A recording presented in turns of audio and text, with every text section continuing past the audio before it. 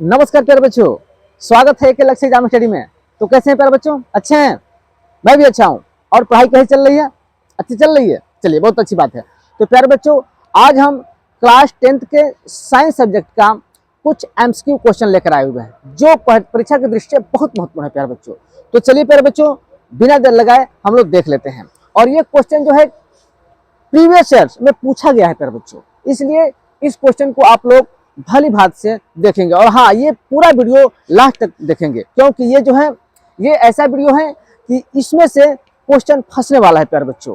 तो इसलिए समय कम है, मुश्किल से अंगुलियों को हम दिन गिन सकते हैं, क्योंकि 2025 का जो बोर्ड एग्जाम है वो 24 फरवरी से स्टार्ट है प्यारे बच्चों। और दिन जो है हम लोग अंगुलियों को गिन करके गणना कर सकते हैं, इसलिए दिन कम है, समय कम है। और हम लोग उसी चीज को पढ़ेंगे प्यारे बच्चों जो परीक्षा के लिए उपयोगी है, यानी परीक्षा में पूछने वाला है। फालतू चीजों को हम लोग अब पढ़ने की जरूरत है ही नहीं, क्योंकि समय हमारे पास नहीं है। इसलिए प्यारे बच्चों, इस वीडियो को पूरे लास्ट तक देखिएगा। चलिए, पहला क्वेश्चन है प्यारे बच्चों कि कौन सा जैव निम्नीकरण कचरा है। जैव जैव का मतलब है प्यारे बच्चों कि जो कभी सड़ता गलता नहीं है, तो ये जैव।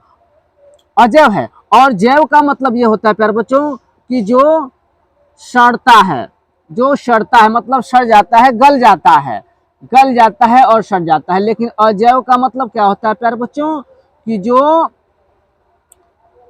कभी नहीं गलता, कभी नहीं गलता प्यारे बच्चों, कभी नहीं गलता न सड़ता, ठीक ना। तो अजैव का मतलब यह हुआ। तो कौन सा अजैव निम्नीकरण कचरा है? क्या टिश्यू पेपर है, क्या केले का छिलका है, कि थर्माकोल है, कि इनमें से कोई नहीं है? तो प्यारे बच्चों, आप लोग देखेंगे टिश्यू पेपर अगर फेंक देंगे तो वो 1 महीना 2 महीना में गल जाता है, सड़ जाता है। केले का छिलका भी सड़ जाता है, गल जाता है। लेकिन प्यारे बच्चों, क्या थर्माकोल सड़ता है, गलता है? नहीं, बिल्कुल नहीं। प्लास्टिक हुआ, थर्माकोल हुआ, ये मिट्टी में फेंक दे प्यारे बच्चों तो 10 वर्ष के बाद भी ज्यों का त्यों ही वो निकलेगा उसमें से, यानी वो सड़ता और गलता नहीं है। तो इसलिए हमारा ऑप्शन क्या होगा? थर्माकोल। यानी अजैव निम्नीकरण में हमारा हो जाएगा ये थर्माकोल। चलिए, तो पहले का ऑप्शन हमारा सी राइट हो जाएगा। चलिए, दूसरा क्वेश्चन देखिए प्यारे बच्चों, निम्नलिखित में से कौन सा अधातु है? अधातु, धातु या नहीं पूछ रहा है, ध्यान देंगे यहाँ पे। तो क्या सोडियम? सोडियम धातु है, आप लोग जानते हैं।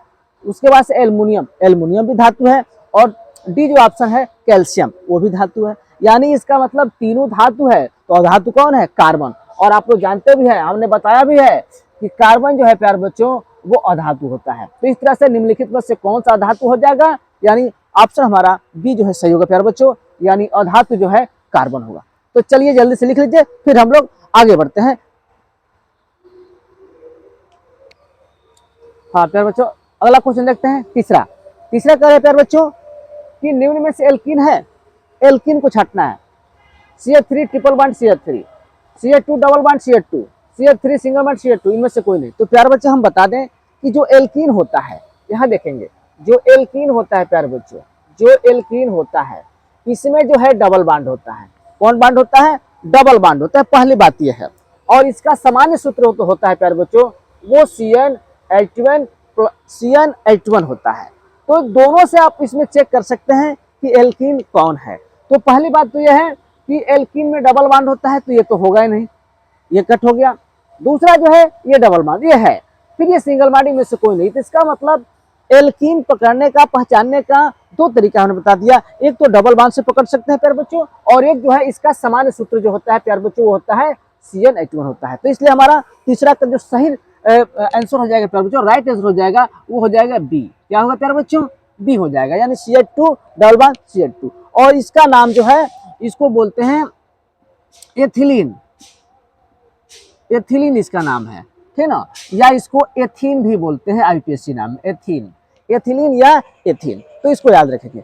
चलिए, चौथा क्वेश्चन है, ये एक रिएक्शन दिया हुआ है प्यारे बच्चों, Zn यानी zinc plus sulphuric acid H2SO4, ये अभिक्रिया करता है तो जिंक सल्फेट और हाइड्रोजन गैस निकलता है। यह अभिक्रिया है, क्या योगात्मक है, क्या प्रतिस्थापन है, क्या ऊष्मीय वियोजन है, कि ऊष्मीय अपघटन है? तो प्यारे बच्चों हम बता दें, यहाँ जो है इस हाइड्रोजन को क्या कर दे रहा है?